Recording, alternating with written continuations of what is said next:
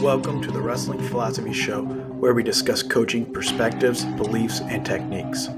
Find us on Apple Podcasts, Spotify, YouTube, Instagram, and Twitter.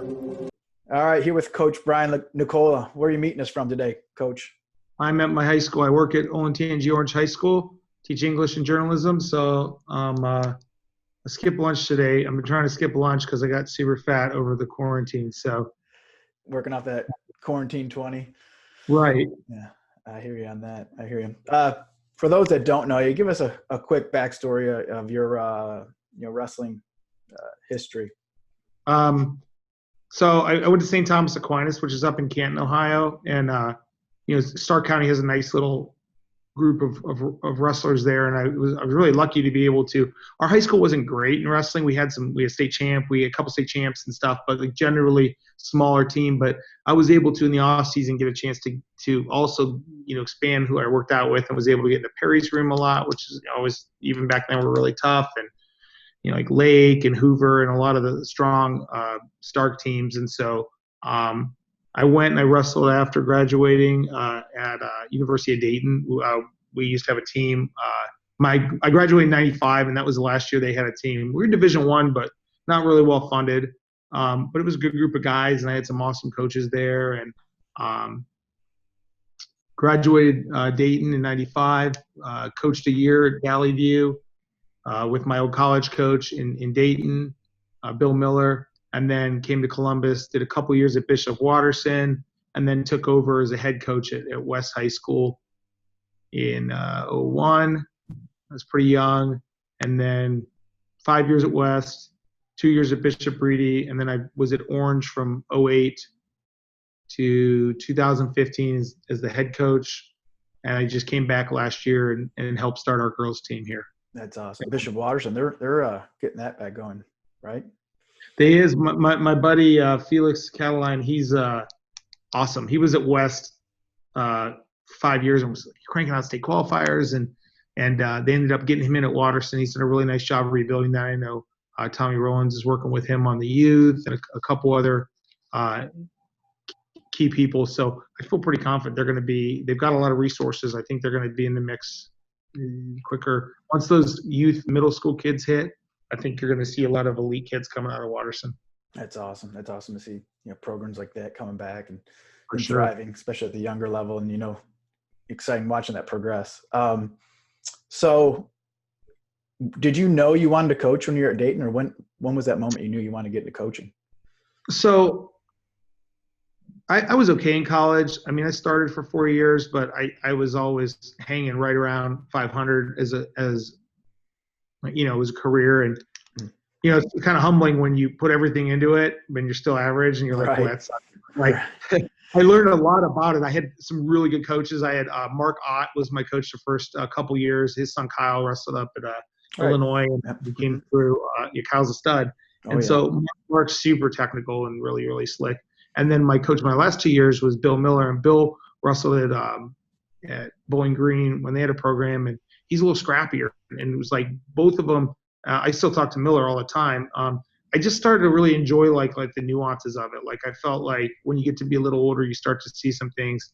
And I like the idea of I always like the idea of like, what does a team look like? I love dual meets. And so I always thought like how important it is to build a roster, to have a full team, to have 20, 30, 40, 50 kids. And so that was always really appealing to me. And when I got to Columbus, moved here, I started working in video production. That's my bachelor's.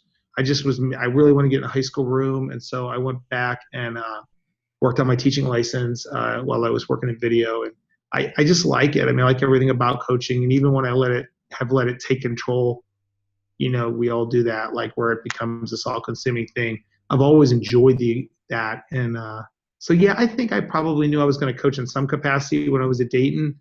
But I didn't know I was going to be a head coach until probably I was a few years out of school. Gotcha. You touched on duels, with the current circumstances, it sounded like that's going to be, I guess, the norm for a little bit here. What are you excited about, or what do you think duels brings to the sport? I love everything about them. I think that, well, I got a lot of thoughts on this. Let me see if I can. I think it's important for wrestling to show themselves as viable to an athletic department. So I think it's easy to put butts in the seat for dual meets, and you've got to be creative with doing it. I think as a coach, you've got to figure out, how can I get 50 kids to come watch it? Nobody's going to cart themselves out for a tournament. Tournaments are super important. I get it. Mm-hmm. I like them. I mean, there's nothing like working your way through a bracket, but getting somebody coming out and watching a duel against a rival, that shows the athletic department that you're viable. It also, it's frankly a type of hype that you're not going to get at most tournaments other than the postseason. So I like them. I think a well-packaged duel is, I think it's really, really tough to beat. I enjoy them. I enjoy everything about them. Getting hyped up for your one match, bumping, scouting, getting the crowd into it, all those things. Right. My, I coach now, but my coach, when I wrestled, he had the idea for the, state duels, obviously that being canceled this year. Hopefully the Coaches Association, picks that up. But he had the idea of almost following the football format where, your duels would mean something and you earn points. For example, if you're, dueling a team across the way and you have to beat them to get into the state duels, how much excitement that would create. Do you think that would be some kind of spark to, bring back duels if we did some kind of format like that? I love that stuff. I mean, yeah, I don't know how everybody agrees. I love that stuff. I think they do it in PA, maybe with like their sections, or maybe Jersey. One of those states does it and that's how you qualify for your state tournament. Like your sections are almost, I could be wrong, I feel like their sections are almost their leagues, like small areas. Okay. I feel like maybe I saw it in that Dolphin documentary from a couple years ago.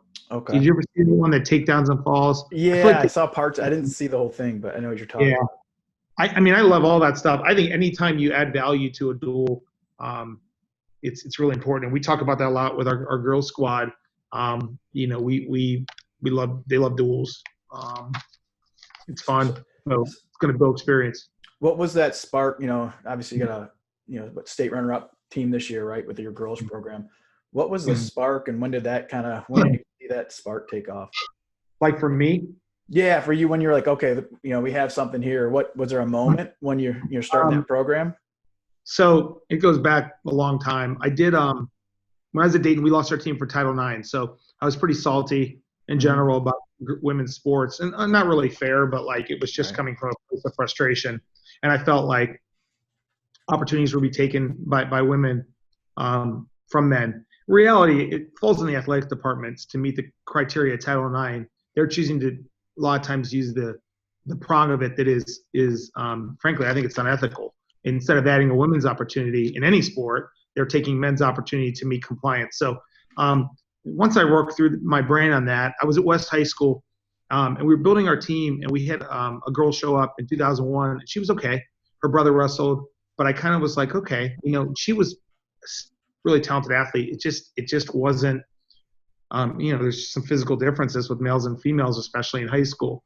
And then 2 years later, I had 4 girls join, and 3 of them were all in year round. Nice. One girl was a voted captain on the team. We were pretty good. We won our league and we're, top 10 in Central Ohio and stuff. And so she was a voted captain and tough. And they were going to Fargo. They were, getting All-Americans, wrestling big USGWA events. And so I would watch them put all the time in and then say, go 18-12 against guys. I mean, the kind of time that would translate to a high state placement with some different physical characteristics.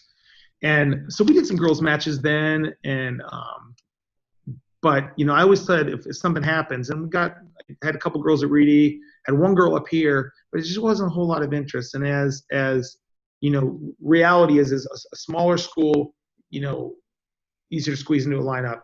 We have 2,200 kids here at Orange. Wow. It's going to be pretty tough. We did have, for a female to make her mark. Now, when we had one girl on our boys' side here, Taryn Martin. Taryn was a Fargo runner-up as a freshman, was at Grove City down here, and then was a district qualifier, came up, wrestled for the boys' side as a sophomore here, and she was in the lineup at 113. So I knew if Coach Association announced, I felt like we had her. And I always think that I always felt like if you could get athletes out, especially because it's relatively new, you can give them enough to be competitive, not be elite, but to be competitive right away. So we knew we had Taryn to build around. She was shrinking herself down to 113, which was not viable on the boys' side. So when they added it, we started recruiting right away in the building, and ended up having it kind of once we started it, girls just started showing up. That's awesome. That's really cool. I guess talk with your relationship with Wrestle Like a Girl, Sally Roberts. I know you guys work with them. How's that helped your program?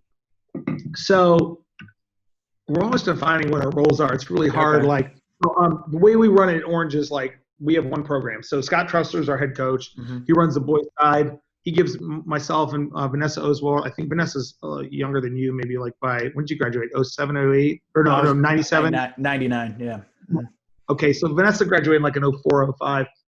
Some brothers. Elite, they're real tough. And her and I run the girls' side, but we're under the guys' side. So we look at it like there's a varsity boys schedule, varsity girls schedule, JV, freshman.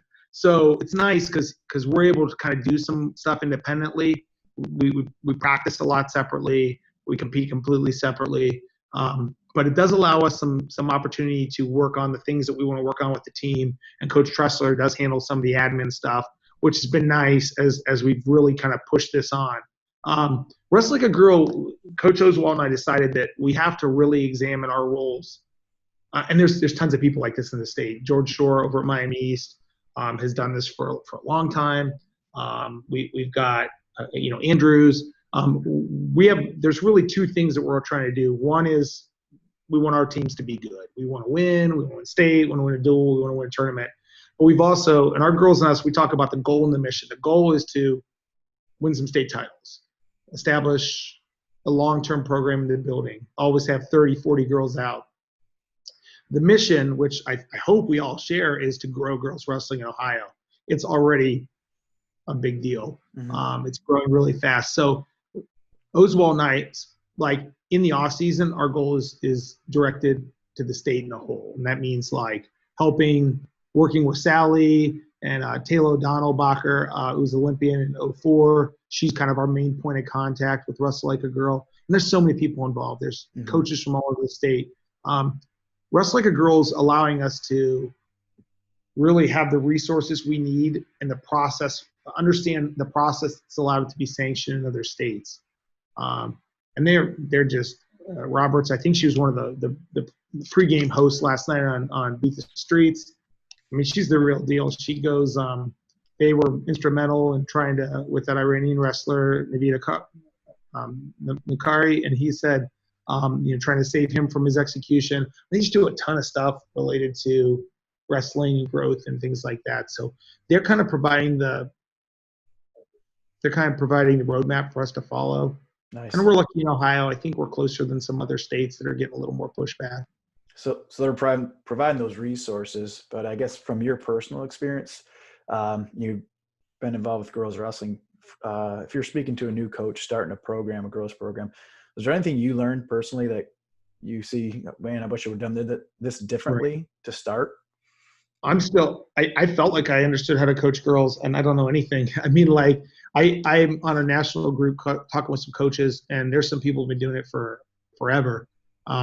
And I'm still learning a lot. And I think, number one, I have a pretty good idea of what I think people should do if they want to start a program, but it really comes down to the individual program. I say to a coach, if they're not comfortable with coaching girls, that's okay. You don't need to do it, but you need to find somebody to do it within your building, especially the bigger buildings. I believe very strongly that every large building could find 15 girls. I think you just got to look. But it can't fall on the head coach of the program, because, I mean, like, could you imagine adding that to your plate? No, not right now. No. Like, it's probably maxed. Right. So, like, the advice I would give coaches is find somebody on your staff that wants to do it. I'm trying to build a network of female coaches right now, which is growing every year, to help out. So what we ended up doing was we looked at 3 target groups within the building. The first group we looked at was those that had a wrestling connection, a brother, a dad, something. Youth experience, maybe they did judo, maybe they did anything that is in that realm. Okay, so that was saying, I said that that's your first group. Any sports in the school specifically that we were looking at? Yeah, the first group was for coaches, look for anybody that's mat stat that looks like she's a little itchy to get on the mat, all those. The second group we looked for was we approached the best athletes in the building. Okay. Like at the end of the day, and we got some. We just went. I was super blunt about it. Went right up to the best athletes in the building and said, "I think you can place in state this year in the first year." And we got two of them to jump. One actually was the basketball captain. Oh, so, wow. How'd that go over? It did not go over well. But she placed third in the state and was like 19-5 and is looking to wrestle. Yeah, she's tough. She's really tough. Was a great leader and was her only losses were to the two finalists who were long timers. Had been wrestling since youth, and so and the other was just a girl from a family of elite athletes, and she placed fourth. And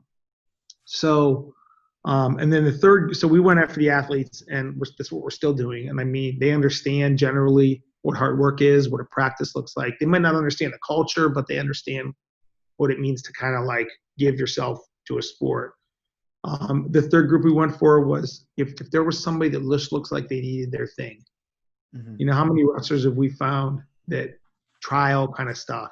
Want to be a part of something, right? You just don't have their thing. Mm-hmm. I heard an interview with Sarah Hildebrandt a couple weeks ago where she was talking about how her parents would just pay her to like touch the ball in soccer, and she would still not do it. And I mean, she's out there just like bombing people on their heads now. So it's like sometimes it's just finding your thing. And so finding who those kids are, inviting them, telling them they're welcome, telling them it's a place where they can be successful. Those were our three groups we targeted, and it worked out pretty well. Cool. One thing I've been asking people, what's one rule you would change in wrestling? I like the push-out rule. I think a one-point push-out would be a lot of fun. I think it does force you, not that everyone's going to wrestle free or Greco or whatever, but like the idea of just, backing your butt to the center of the mat, circling back in, I think it would add some of that. And since I had heard from you, I also like the idea of a 3-point takedown, the first takedown being 3 points. I think those are kind of, rewards that attack. It's definitely, I think that definitely, or even just the first takedown, That's what I'm saying. Yeah, the first takedown being 3. Yeah. I mean, force the action right away, even at the, college level too, right? I mean, kind of force that long first period. So. Right. I love that 4-point near fall, actually. Yeah, it makes the text a lot easier. That's for sure. Breaks it open, my Lord. Right. Yeah, definitely adds value to those on top.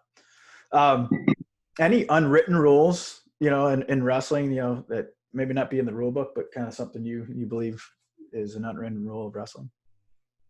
So I was thinking about that when you asked. Unwritten rules, I think they're the idea of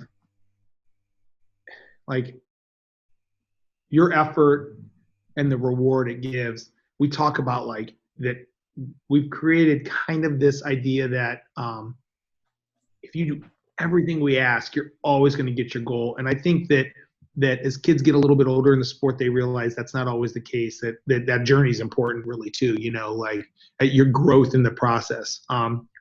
So I think when kids see other kids not working in practice, we've all seen talented athletes that mail it in during practice. I think kids generally will look at someone like that, and if they don't achieve their goals, there's just not a whole lot of pity.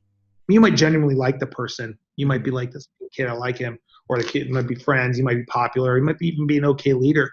But like if he or she's not working hard, there's a little less pity when the things don't go their way. So I'd probably see those every year. Right. It's hard.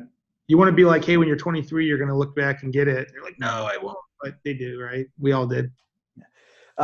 Besides the girls, obviously you guys are thriving on the girls side. Anything else, as a program that you guys, do differently at Orange? Yeah, we're super lucky here. We have an amazing group of coaches, boys side, girls side, and we really kind of try to work with each other quite a bit. We're working on how does that culture look between the two programs. I think on our boys side, we've got such a strong influx of freshmen this year, some real studs, hopefully either contribute right away or down the road as they grow. Some really tough kids, and I'm going to miss some kids, but like we got this kid Keegan Knapp coming back, probably goes 45 or 52, and he was JV 2 years ago, and last year he is third at Medina, beat some great kids. Zach Miller, he'll flip flop. Both those guys are I think state level guys. And again, all the way up the lineup, we got a kid Dylan Dempsey, probably 182. A big guy that can hit like that McElroy boot scoot is really fun. And then Jeff Kaminsky was a district placer for us in 95. Those are the kind of guys. And there's other tough kids. Connor Savantner's a 60-pounder for us. It's just filthy with some of the stuff. Just really, really just a brawler, just a hard-nosed brawler. We've really encouraged the guys and the girls, those kids in the leadership role, to really embrace it. It's tough in high school, and we've spent some time talking about what does leadership look like and how the whole program's culture can be affected. And those are things that Coach Trask and me and Oswald, and we've got guys like Ray Martin and Patrick Doherty and Hayden Knapp, and we got a guy Jack Guerin going to be helping us out this year on the girls and guys side. All of them it makes it fun to come and coach. And for a long time when I was coaching, I kind of let it like towards the end of my first round, it wasn't even like fun towards the end. I was just constantly, even like moments of success, I just find something to be grouchy about. So I think this time I'm just trying to enjoy the process and coach kids and recognize that all of them aren't going to be state champs and all of them don't want to be state champs. They need the sport just like we do. Right. So. Right. You obviously have a lot going on with the programs there, and you hear coaches talk about, the school really supports us. The school really supports us. Is there any specifics of, how your school supports you, especially with, the programs you have? So, nobody knew how many girls we're going to get out. I honestly thought we'd get like 5. I just come in like 2 days a week and we get a drill in and we wrestle maybe a tournament and then maybe state. So we had 22 last year, and that's amazing. We had to pivot. It's like November and we're like, oh my God, we have like a whole team. Yeah.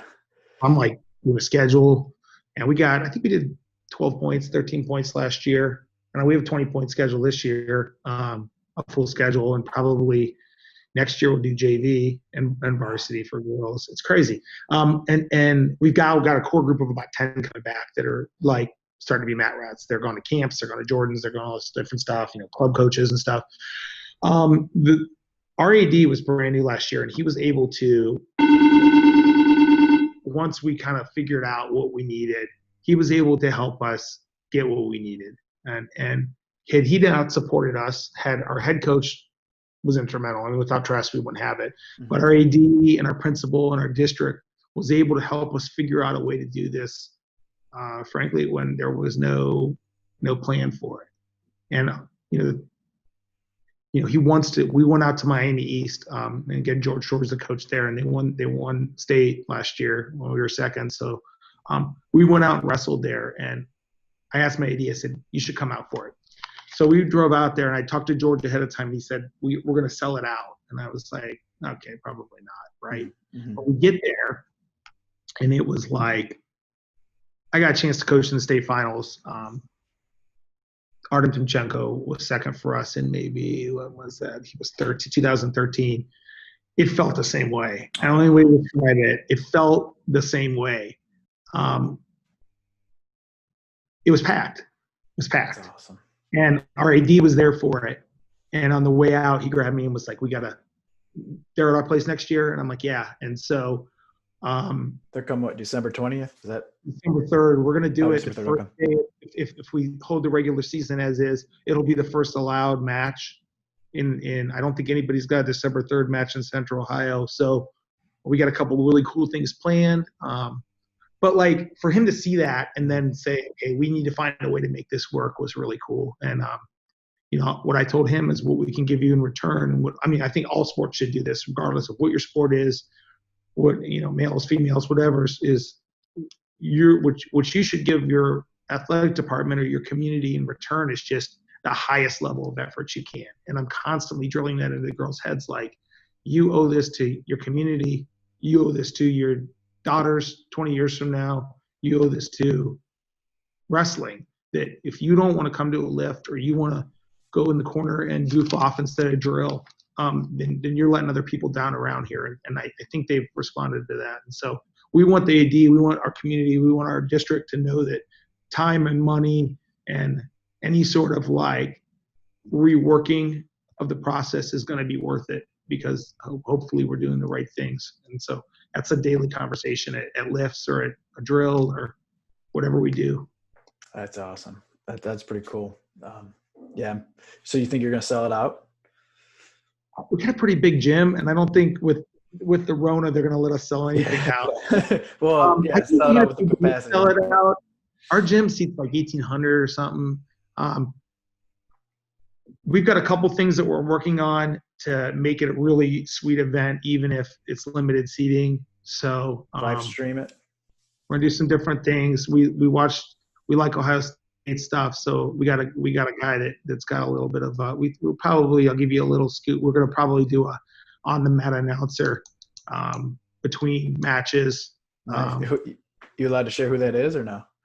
He's one of our guys. He's one of my students. Okay, nice. He's really, really good. Yeah. He's already purchased his outfit. Let's put it that way. That's cool. I do think making stuff fun, and even if it's a little off the beaten path, I think is important.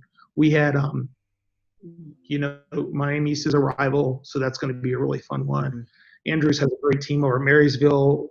We were planning on doing that match before the basketball game, girls basketball game. We had ladies night. We're calling it like ladies night, and so the idea that there's these two females events going on. We're going to go down to Mason and wrestle there. They're going to girls team this year. So we're going to go double duel with the boys and the girls side by side. Oh, nice. That's cool. So I think creating some environments that are fun and, the thing we tell them is we're doing all this work for you. You've got to, the kids, the girls, they got to do the work back. And it's okay if it's not easy or that you feel, like, you're at the front of the pack, like with adding this, and there might be moments that you're uncomfortable. Okay. And again, we've been super lucky. All of our girls are able to take a lifting class together. So we got most of our key girls, most of our returners are in the same lifting class. So they're able to every single day go in with their teammates and lift. And our strength coach is an old wrestler. I mean, we're really in a position to be successful as long as we do the work and continue to and this guys and girls. A lot of the guys take lifting classes, right. But being able to kind of get those sports specific lifts is something that if we don't take advantage of it, that's our own fault. Cool. You mentioned about the capacity of gyms and your video. What's your title? What's your title there with video? Oh, so I teach English classes, but I also teach journalism and broadcast journalism. Okay. And so I'm actually sitting in our studio here. This is where we do our daily news. Okay. Oh, nice. Yeah, I seen you guys have a news news channel or with this. Right. It's awesome. So you had that up then? I do. I teach a class that has about most of my schedule is journalism at this point, but I teach a couple honors classes. And so we do a live news every day. We do a Sports Center show once a week. And then we stream our football games and some other events, and those are, it's just good opportunities. So what do you have, wrestling and tech usually don't go hand in hand, or wrestling coaches, I should say. Right. And with this season ahead of us, to get eyes on it, do you have any recommendations for coaches for resources to, stream or anything like that? I think it's really easy to stream. I think take a kid that's maybe injured, or take somebody and empower them to do that. I think using YouTube, Live streaming YouTube is easy. We use a program called Boxcast through our district that allows us to monetize it a little bit. We hadn't done it before this year, but this year they added a ticket to it. So you could, I mean, you could say it's $1. I mean, you could give it $2, $3.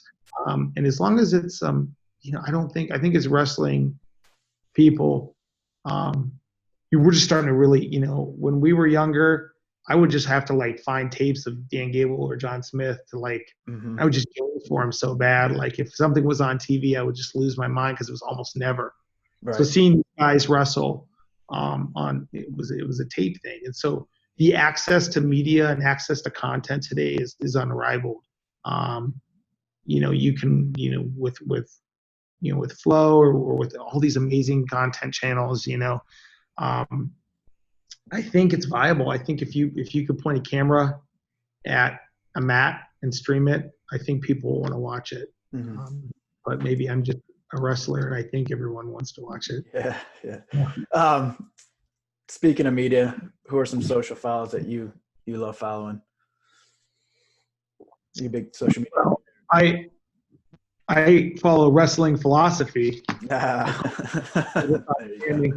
follow I like to follow. I follow like organizations. So I follow obviously like I follow Flow. I follow Wrestle Like a Girl. All the media outlets I like. I follow a lot of colleges I like. I enjoy following like coaches or athletes. Tony Ramos I like following. If I could speak for a minute on the Iowa thing, I grew up.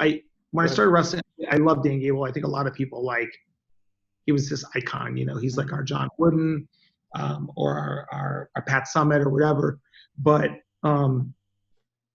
it translated and I was really into them, but as I moved to Columbus in '96 and I love the Bucks and Coach Ryan's the man and the team, so you start to get this like Iowa saltiness that you kind of build up, but I feel like guys are jerks when they're at Iowa and then they leave and they start to like evolve or something. I think I felt like that way with Metcalf. Yeah, that whole Metcalf video coming out. I'm anxious to see that. He seems perfectly pleasant and enjoyable. He's like, oh, winning's not even that big a deal. I'm like, what are you talking about? Come on. That's not you. Right. And then same with Ramos. One of the things Ramos talks about is just like, the idea of equality, whether he's talking about racial justice or LGBTQ stuff. And it's just something I think in the community, like it was probably pretty hard for him to like be part of that voice. And so I think he's a fun follow. I like, Ben Askren, you're going to get his hot take on everything. Coach Ryan's always got good stuff. I'm missing somebody good that I like. I like Sarah Hildebrandt's a good follow. I'm missing Julia Salata, one of my favorite. You follow her? Yeah. Salata? Yeah, she's got it. And, Jason Bryant, always good stuff. Yeah, Jason's good. Right. Hamilton from Iowa. So whatever, I just kind of like it to create a little newsfeed. What do you like? What's your little need? Those are, you touched on them all. I'm anxious to see what Rockfin comes up with, with this Nittany Lion Wrestling Club and who's going to be on over there. Stalemates. I don't know if you've seen that. That's a new one. Yeah. He's been pretty good so far. It's something different, Who does that? What's that? Do we know who does that, or is that on the hush? He's out in Iowa. He's an Iowa State fan. I don't know. Zeb had him on interview, and he kind of gives some backstory. But going back to go ahead. I also like parody accounts, like the Flow Legal, Flow Legal, or and I think Willie Saylor's good too. I used to not be feeling him, but I really like his new angle. And they're all good. Anytime I can get the data coming in. Willie and Stalemate, it's just a different approach, So right. Going back to some Gable story. Now you may have heard this already, but Wrestlers in Business had an event up at Butcher and Brewer, Jeff Leonard's place in Cleveland, right when Cleveland State was close to being axed. And Gable was there, and he's getting pretty passionate about it, and he's like, and I'd like to see that AD, something talking about if I seen that AD, and then all of a sudden the AD's there, he raises his hand, and the room got silent. A couple hundred people. It was pretty pretty darn funny. But I was like, oh man, what are we gonna see? What did he say, the guy? Nothing. He's like, well, I know you're trying, but it was pretty. He course corrected and didn't beat him up too bad, but it was funny. It was obviously they saved the program there, which is awesome. Josh Moore, I think he's got it on the right path up there. But it was really hilarious. do. I think he's the guy for it. Right. More. My brother coached with him at Kent. He was my age, and he came into Kent after I left. But my brother, thinks really highly of him, and he's doing a great job. I mean, I know he has boys involved in the sport. So I know he's at all levels. So right. My Gable story. He was speaking at the coaches clinic, maybe like in 14 or 13, at Ohio State, and I was like, I gotta get a picture with him. So I was really nervous, and so I was in line after, and you don't want to be like 40 years old and be like fanboying somebody. Yeah. But I was like literally like talking myself into a headspace where I was not gonna make a fool of myself. So, but I was still not sure I was gonna be able to keep it together. I'm just really a big fan, and the guy in front of me completely unravels. Like, this is not a coach. He gets up there and his wife's with him to take pictures. And he's like, Coach Gable, blah, blah, blah. You remember that movie you showed in 1984? I went to your camp. And he's like, and Gable's like, I don't know. What do you mean? And he's like looking around and he's got like this honey hat on. And the guy, like, his wife is trying to call him off. She's like, Steve or whatever. I wasn't picking up on that. And he like grabs Gable's arm and tries to start to show like this. Oh, no. And Gable's just like, oh, yeah, no, I don't remember that. Like, well, a long time ago. He's like, he can't even explain what the move is. He's just, the wheels are coming off. And so when she gets him out of there, I just come up and I shake his hand. Hey, big fan, Coach Gable, blah, blah, blah. Get my picture taken. And I slip off silently. But I think had that guy not come, I probably would have been him. But he just lost it. I'm glad I didn't remember who he was or recognize him, because it was like. You're embarrassed for him.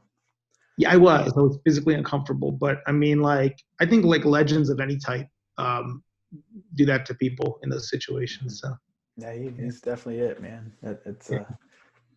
So anything else you want to share with us or talk about? No, I know we talked a lot about the girls' side, and I mean that's where I'm currently sitting. But I think wrestling in general, we just gotta continue. We've got to be forward thinkers. And I think we're seeing that with a lot of coaches, in college, NCAA, women's is an emerging sport. And I think you're seeing a lot of guys that would be considered old guard are looking to add teams. Or I saw that Smith and who else? There was a couple men added to the world team staff a couple years ago, just guys, old school guys that Colat and Smith, I think, went out with the world team, and they came back and they were able to recognize, bringing some women into their training centers and stuff like that. I just think in general, if we're talking about guys or girls, I really think we need to continue to promote ourselves. And I don't buy into this idea that it's wrestling, it's too complex. I don't think people need to understand every flipping rule to watch it and enjoy it. Mm-hmm. I think as a coach, if we can create something that's an enjoyable process. I mean, UFC is immensely popular. Everyone doesn't understand every nuance about it. If they know what a pin is, and you get them hyped, and you build personalities, not to put too fine a point on it, but I think there's been a lot of critique lately about how women's sides covered by national media, national wrestling media. I think our even though I'd always been a fan, when I started to coach the girls, I started to learn more and more and more about our elite women, and it's like there's a lot of great stories to tell, and I think the tech is getting close from the elite women. I really think if we become if we look at these not as two sides, but the same goal, I think they can work together really well. And as coaches, I think whatever kind of season we get this year, we look at it as a positive thing. If they tell us duels, tries, and quads, it'd be the best damn duels you can put on. I mean, you should bump for the matchup. If you got a good kid, bump him up to the champ the next weight up. I mean, we got to get people excited about it, and this is a good opportunity for us to do that. Yeah, 100%. Where can people find you or your program on your social media? You can go to @Orange Wrestling. Both of our programs are nested under that Twitter account. I'm sure I'm bouncing around there somewhere. And we have a girls account. We don't use it a whole lot because we really want to be viewed as one program. But honestly, I think some good follows would be check out Wrestle Like a Girl. Check out, we got a super fun event coming in April. If I could talk just briefly about that, it's called Buckeye Border Battle. It's sponsored by Rudis, and Rudis is our gonna kind of sponsor the event and gear the girls up. We're gonna go. We wanted to do like a who's number one, but Right. tweak it a little bit. So there'll be a clinic to start the day. It's April 18th. If we still got the COVID crazy, we'll bump it to the summer.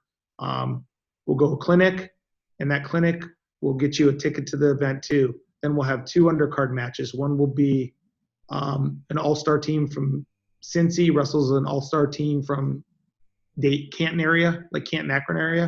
Nice. And then an all-star team from Central Ohio will wrestle an all-star team from Cleveland. And then we'll have a number one event. We'll have our girl state champs from Ohio. We'll wrestle the PA girl number ones. And so nice. We'll stream that. We'll stream the number one match. And so Ohio and Pennsylvania are in a really similar position. They're such strong boys sides that our number ones are very, very good. Mm-hmm. We don't have a lot of depth yet in the state, So we figured each year we'd take a surrounding state on. Our state champs would take on the state champs from a surrounding state and use that to kind of promote everything. So cool. No, that's awesome. I've seen that. I know a lot of people looking forward to it. Well, thanks for your time. Really appreciate it. Some good. I appreciate your time. Yeah. Have fun. How's your athletes looking? You guys wrestling or? Yep. Lifting. We didn't graduate anyone last year. We're a very, very small program. Not many people know that. I mean, it's I think our enrollment number, or just say enrollment boys number is 70. So we're really small. But we have a good group of seniors coming back, so we didn't lose anyone. I guess that's a good thing about last year and how it ended. But so with the small school, and you guys are so traditionally so strong, was it always just like a culture thing where like kids wrestled from the time they were youth, so you knew you were going to always have decent numbers? Yeah. So my high school coach, actually my uncle Jude, he and a group of guys started a youth program in the mid 80s. And it was for all the local kids. So they're kind of ahead of the curve up here. And they had a group of dads that just, followed it from, the mid 80s, to the mid 2000s, a core group of guys. And, so that mid 80s, start, flourished in mid 90s. And I think from like 92 to 2007, I could be wrong, but something crazy. They were outside of the top 3 only once in the state. Yeah. And always crushing people. What's that? Always crushing people. Well, they I mean, for a small school, I mean, obviously, but they just had a group of people, just like any program, they had a group of coaches that did their role, and then a group of dads that knew their role, and and it worked, and it definitely it was something, it really took off after I was there. And my brother Drew, he was 2 years after me, 2001. He had 15 boys in his graduating class, and it's just people never realized how small it was, and a lot of cousins and relations on the team, so it was kind of crazy, so it was cool. But so it's different challenges with a small team, but it's what it is. So forward to getting on the mat though. So great. Well, thanks for having me. I appreciate it. No, thank you.